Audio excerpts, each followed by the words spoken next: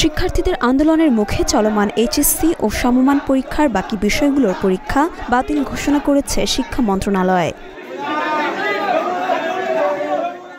মঙ্গলবার বিকেলে ঢাকা মাধ্যমিক ও উচ্চ মাধ্যমিক শিক্ষা বোর্ডের চেয়ারম্যান তপন কুমার সরকার সাংবাদিকদের এই তথ্য জানান।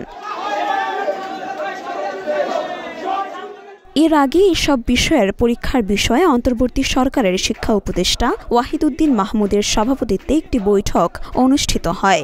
বৈঠকে সিদ্ধান্ত নেওয়া হয় বাকি বিষয়গুলোর পরীক্ষা অর্ধেক প্রশ্নোত্তরে অনুষ্ঠিত হবে। আর পুনরায় পরীক্ষা শুরুর তারিখ 11 সেপ্টেম্বর থেকে আরও 2 সপ্তাহ পেছানো হবে। তবে শিক্ষার্থীরা এই সিদ্ধান্ত মেনে নেননি। তারা বাকি পরীক্ষাগুলো বাতিল চান, কারণ তারা মনে করেন অনেক শিক্ষার্থী আহত হয়ে চিকিৎসা নিচ্ছেন এবং অনেকে নানাভাবে ক্ষতিগ্রস্ত হয়েছেন।